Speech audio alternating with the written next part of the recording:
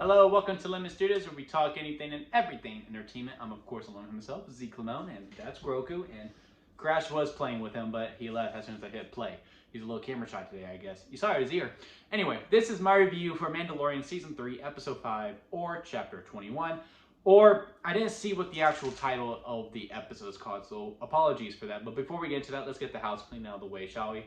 I'm going to need you to hit that subscribe button, leave a like on this video, and comment below and let me know your thoughts of The Mandalorian. I would greatly appreciate that. Now, let's get into the review. So, full disclaimer, this is called, Was This Episode Good? Meaning, I cannot tell you why I think this episode is good, or why this episode is not good, if I don't go into spoilers. I'm going to talk about spoilers, okay? I'm going to talk about the episode and say, yes, it was good because of this, or no, it was bad because of this. I'm not going to talk about the whole episode, just about general thoughts, things that stood out to me, and all that fun jazz. Okay? We good? Everyone understands? Alright, let's get into it. So first thing we're going to do, we're going to kick off with the recap. Because, I don't know why, but for this whole entire season, I thought Moff Gideon was dead. I thought we killed him in Season 2. I don't know how I got to that conclusion, but during the recap when they're like, yeah, no, we put him, that they did not kill him, I was just like, oh, okay. And then it was reassured during the episode when he was like, yeah, no, I didn't kill him. I just put him on the base. And no, that was in the recap. Yeah, that was in the recap. Anyway, so, yeah. That was the first thing, and that becomes like a big part of this episode. It's the main narrative. It's actually been the narrative this whole entire season. So anyway, now we're officially in the episode, and we go back to Navarro and to Carl Weathers, and the pirates are back.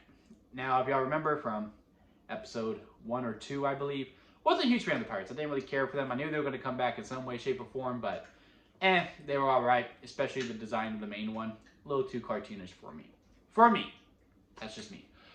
But they're back, and they are to throw out Navarro. So basically, this is plans save Navarro, and he reaches out to the New Republic because it's in a very dire situation. He even puts that in there. And we also got a cameo from our, I believe from Rebels. I don't remember the character's name, but I remember the voice, and I was like, oh, that was cool. They just casually put him in.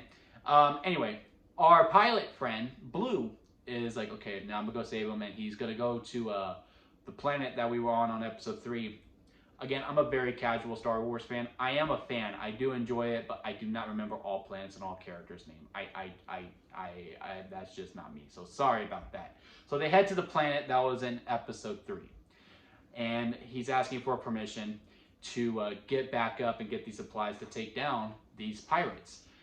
And our homegirl from episode 3 is like, well, you know, maybe they need to learn that maybe they should have signed up with the New Republic and not being independent. Being total heel, right? We know her true intentions, but she knows how to present it in a way where, like, oh yeah, no, she's still good. And while the main person who is actually working for the New Republic is like, look, we have to give the planets that committed to us priority, which is completely understandable. But Navarro needs help. We're attached to Navarro, so we're like, F you, New Republic, and now we understand how the First Order is really starting to come into control. That's what I'm really liking about this. Like, you're really starting to see how the New World Order, yeah, Hulk Hogan shows up in Star Wars. The First Order takes control and how it leads up to the Force Awakens. He's like, okay, I'll just do it myself, and heads to the Mandalorian planet. And it's like, yo, I need help. And how did he get there? Mando's R5 unit. Nice touch. I'm glad they explained that instead of just being like, yeah, I'm here. I'm just a really good cop. Like, I'm glad they didn't do that. They actually had an explanation. And one of my favorite scenes is during, I guess, the trial scene when he's like asking, like, yeah, no, this is my dude. I know he did us wrong in season 1, but we can go out there and we can really help him out, and we can also have a home. We can get a home. He offered me land, guys. And we can finally, like, just have a real place to stay in. And then the one guy that we've been feuding with since Book of Boba Fett is like, yeah, no, I disagree with him a lot, but we're Mandalorians, this is what we do, this is the way. And yeah, this is the way. And then setting the plan, I don't know. I'm a sucker for a good planning scene where we're talking about the plan and everyone getting ready in motion to it, and that montage of getting ready for the plan. I don't know. It always does something to me. Like, I always get super excited for it. So really enjoyed that as well. And then we get to Navarro, and this is just so fun. It was just so good all the way through. I mean, from Mando showing up and Carl Weathers going, man, you need to be careful because like it's 10-1, and then he destroys them. I like those odds. I was like, oh yeah. And then the way the Mandalorians jumped out of the plane and how that cinematography was also absolutely fantastic. Just everything about this is really cool. And of course, the Mandalorians win. And it was also cool seeing the leader Mandalorian in action and destroying them. But then let's get into the meat and bones, right? Let's get to the main thing of why we're like, wow, and we're all looking like that Pikachu meme at the end.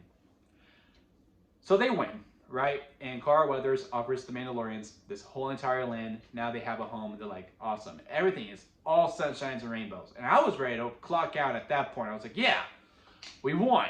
Still feels like a little bit of filler, but hey, it's a good moment. Let's wait till next week until stuff starts hitting the fan. Trying not to curse. And then, of course, Jon Favreau's like, no, we're going to stay. Or, and the director, I didn't see the director of this up. I got done and did my immediate reaction, and now I'm doing this. Goes to Bo-Katan and goes, hey, the leader wants to see you. Goes in, and sure enough, I was right. She does believe that she saw a Bethasaur. She does believe it because she was like, yeah, no, you saw it. So here's the thing. I know I made Din have to redeem himself and like risk his life because he took off his helmet. But you can do both. You can take it off. Take it off. Take it off. You're good. What? That kind of irked me. But with how this episode ends, and we'll get into it, is like you get to do both ways, and you're going to go out, you're going to find some more exiled Mandalores and bring them over so that Mandalore is 100% restored. And then we keep going because I thought we were done after that because they show Bo-Katan all smiling. She gets to have her helmet off and she's going to go recruit. And there was this music and I was like, okay, yeah, no, it's going to end. But no, we kind of do like a post-credits scene in a way where Blue finds a ship that was moving over Moff Gideon.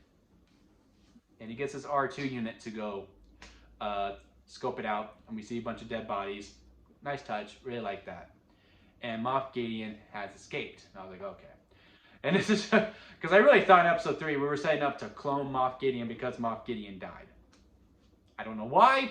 I just thought that. I guess all that was just for Snoke. I don't know. They could still clone Moff, but anyway.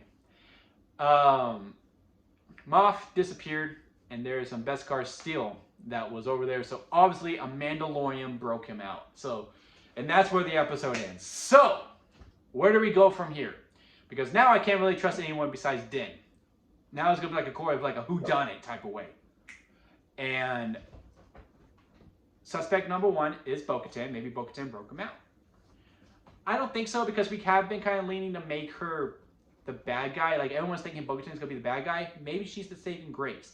Maybe she does like get leadership.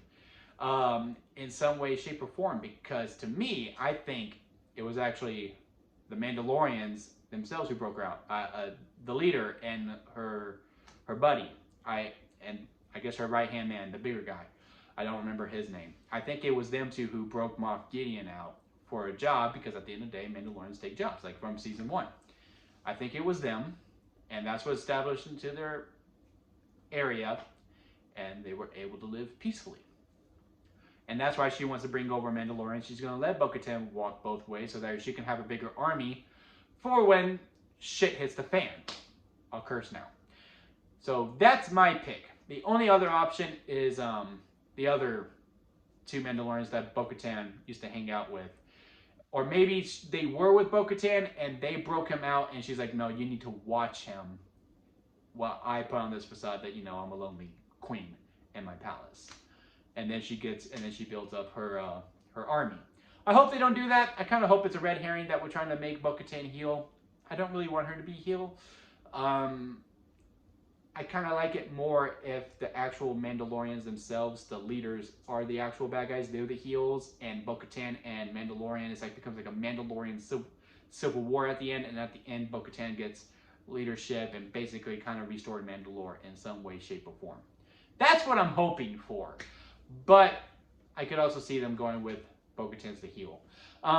So yeah, that was episode 5. Was it a good episode? Absolutely. I absolutely enjoyed it. But again, comment below, let me know your thoughts of Mandalorian Season 3, Episode 5. And let me know your thoughts on it. But until next time, guys, I'll see you here at Lemon Studios.